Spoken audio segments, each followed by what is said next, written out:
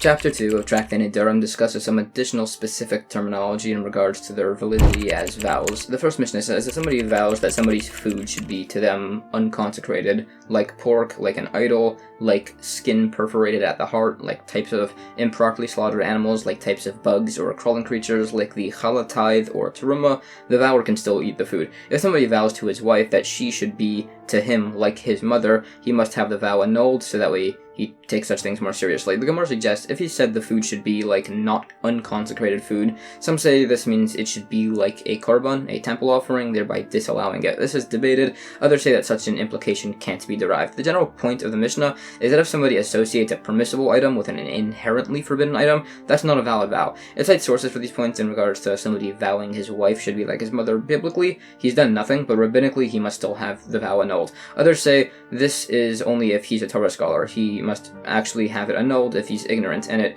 brings sources. This is for the discussed. New Mishnah. If somebody says konam, my sleeping or speaking or walking or cohabiting with his wife, he cannot desecrate this vow. The Gemara says if somebody vows against sleeping today on condition that he sleeps the following day, it's a debate. Some say he might sleep the next day, so he can't sleep today. Others say that's not a concern, so he can just sleep on the first day.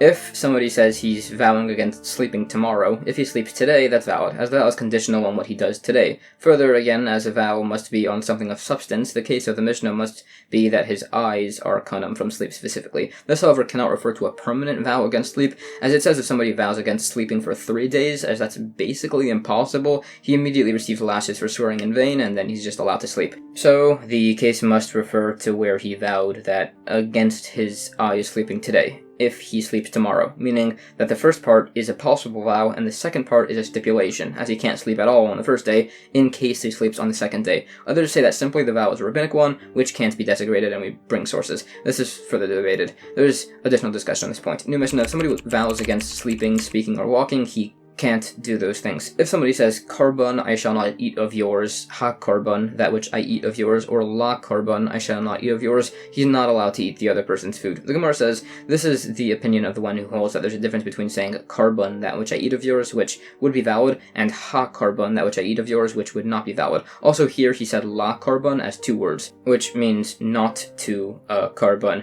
which is not a valid oath, unlike saying la korban, which means to a korban. New Mishnah, if somebody says, an oath I will not eat of yours, or behold an oath that I eat of yours, or not an oath I shall not eat of yours, he can't eat the other guy's food. The Gemara explains that saying, behold an oath that I eat of yours, meaning he's vowing against eating the man's food, as the specific word used can be in reference to not eating, sometimes depending on the context. Others say it used the wrong word in the Mishnah, and it should have wrote differently that I will not eat, which is about a letter off in its original language, and still would be a valid oath, even if he misspoke. Others say simply the wording must be amended to say that he did not eat, as stated. New Mishnah, oaths can be stronger than vows, and vows can be stronger than oaths. For instance, if somebody vowed against doing a mitzvah, against making a sukkah, shaking a lulav, putting on tefillin or similar, that's a valid vow, but he can't take an oath against doing a mitzvah. The Gemara explains that the way oaths are stricter than vows is by the earlier case. If somebody vows against sleeping, speaking, or walking, that vow goes into effect rabbinically, but if it was an oath, it would go into effect biblically. It also brings sources for these points, which are discussed. New Mishnah, there is validity to a vow within a vow, but not to an oath within an oath. For instance,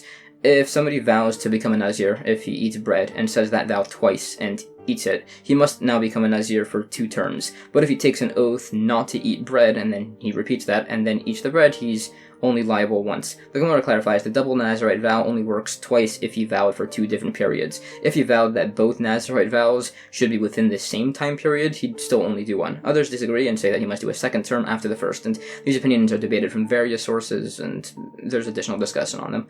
New Mishnah, indeterminate vows are treated stringently, but if they're clarified afterwards, they're believed, even if it's lenient. For instance, if somebody declares an object to be to him like salted meat or a wine libation, if he specified he meant like a temple offering, it would be forbidden to him. But if he specified it should be like an idolatrous offering, he'd be allowed to eat it, and if he didn't specify, he can't eat it. There are a few other examples given. Some say if he vows that his food should be like teruma in Judea, it's forbidden. In Galilee, it would be permitted, as the forbidden type of truma would be a half shekel tax, which the people in Galilee just weren't very familiar with. Others make a similar distinction by cherem, items vowed to be temple property. In Judea, they'd be permitted, and in Galilee, they would be forbidden, as they don't know about the cherem of Kohanim, which can be used. The Gemara disputes based off of similar cases if you can actually rule stringently by an indeterminate vow, as a different source says a Nazirite vow, if indeterminate, is treated leniently. It's debated further as to which differing opinions were the authors of these statements, and the other points are also qualified.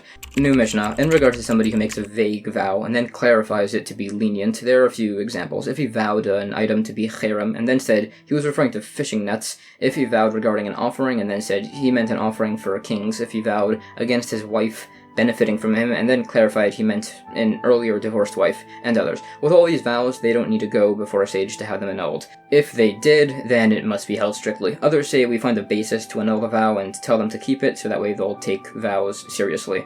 The Gemara clarifies it means a Torah scholar doesn't need to have his vow annulled, but an ignorant person is treated strictly. Such a person is punished that he must keep the vow for the same number of days that he violated it before it's annulled.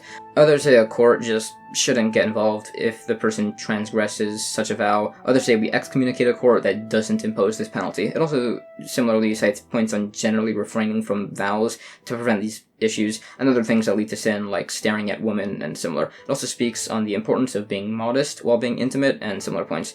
Further on this, there's a dispute if there are particularities as to the manner of cohabitation. It cites verses which source the fact that a man should never think of another woman during cohabitation, and similar improper actions or people that will result in the individual's children ending up improper. And that's the end of chapter 2.